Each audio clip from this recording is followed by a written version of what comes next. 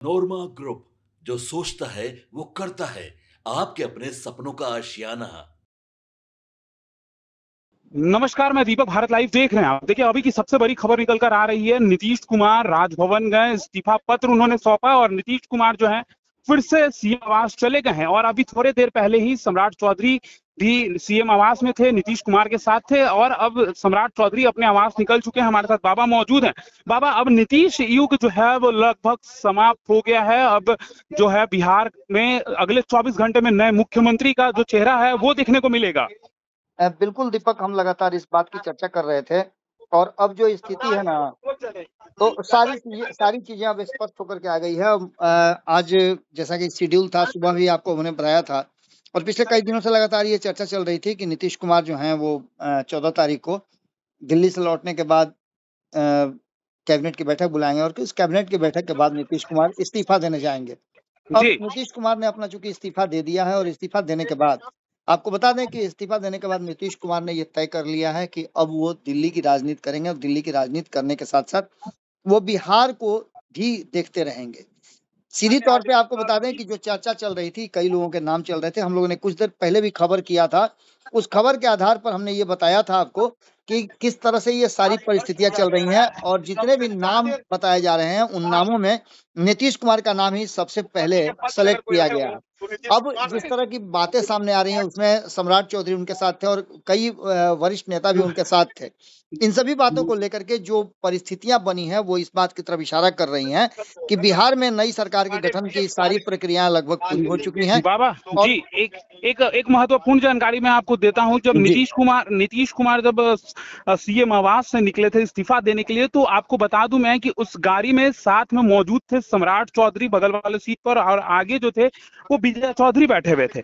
जब उधर से निकले तो फिर से मतलब कि सम्राट चौधरी नीतीश के बगल में और अगले सीट पर विजय चौधरी थे। यानी कि अब ये बिल्कुल साफ हो चुका है लगभग कि अगले बिहार के मुख्यमंत्री सम्राट चौधरी होंगे, क्योंकि नीतीश कुमार से जो उनका तालमेल बैठ रहा है, जो जिस तरीके से यहाँ पे नेताओं की मौजूदगी थी, और कोई नेता साथ में नहीं थे, लेकिन सम्राट और विजय चौधरी नीतीश कुमार के साथ ही निकले हैं। और अब ये बताई जा रही है कि थोड़े देर बाद जो है एनडीए दल का जो बैठक होना है उसमें भी इनकी मौजूदगी होगी। और अब देखना होगा कि सम्राट चौधरी के नाम पर मुहर कितने देर में लगता है। देखिए दीपक, आपने तो लगभग वो बातें सभी बता दी जो हाँ आप स्पॉट पे खड़ा होकर के देख रहे थे और आपके कैमरे ने जो कैद किया है।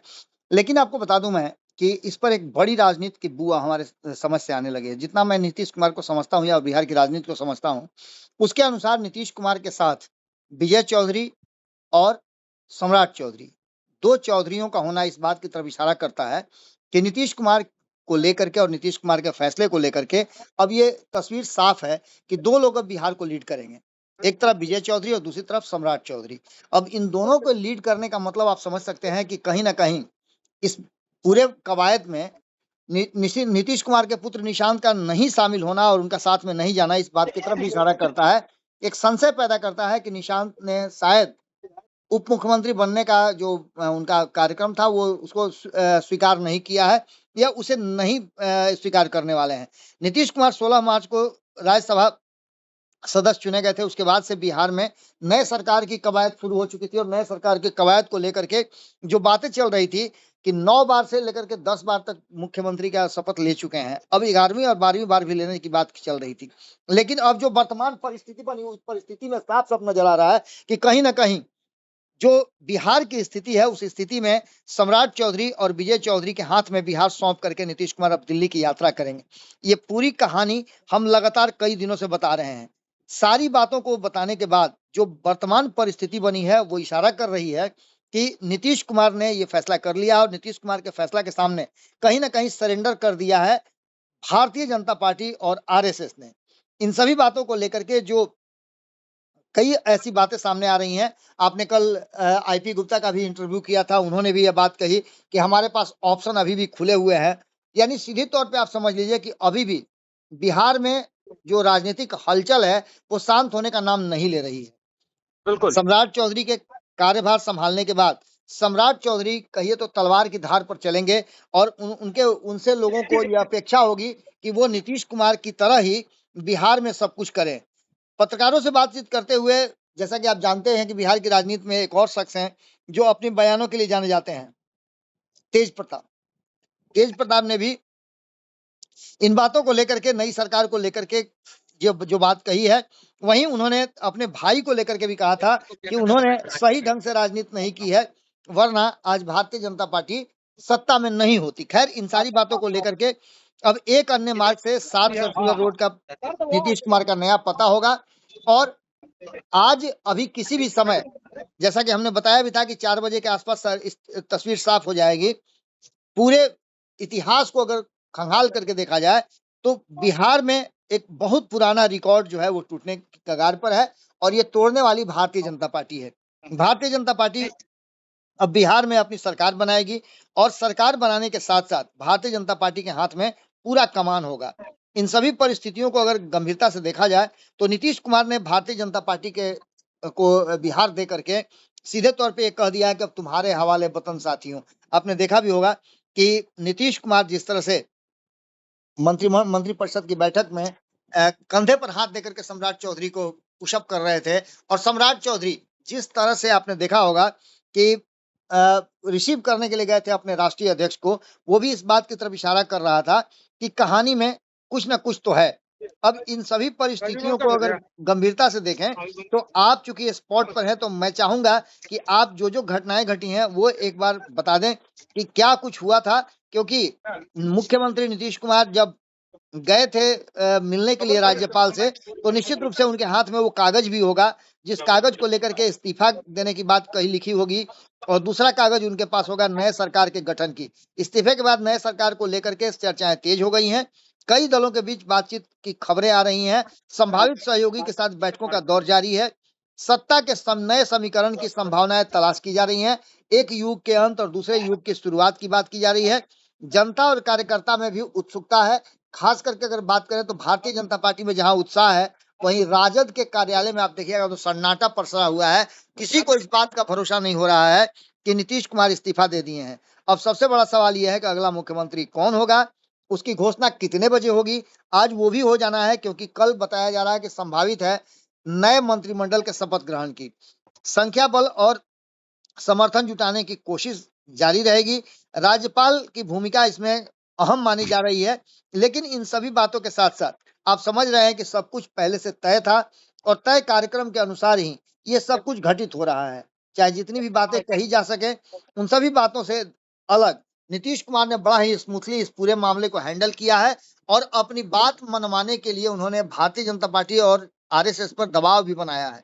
एक तरफ जहां नीतीश कुमार बिहार छोड़ रहे हैं, वहीं लौकुश समीकरण से ही वो मुख्यमंत्री बनाने के लिए पूरी तरह से पुरजोर कोशिश किए, और ऐसा लगता है कि वो इस कोशिश में कामयाब भी हो गए हैं। अब ताजपोशी जो होगी वो नीतीश कुमार खुद अपने हाथों से करेंगे, ये भी बात तय मानी जा रही है। यानी नीतीश कुमार जब बिहार छोड़ करके जाएंगे, अपना कुर्सी किसी को सौंपेंगे, तो वो उन्हीं के समीकरण का होगा, और वो शख्स होगा जो प्रारंभ से ही नीतीश कुमार को अपनी खुली आंखों से देख रहा है, और राजनीति के गुर कहीं ना कहीं एकलव्य की तरह नीतीश कुमार से सीख रहा है।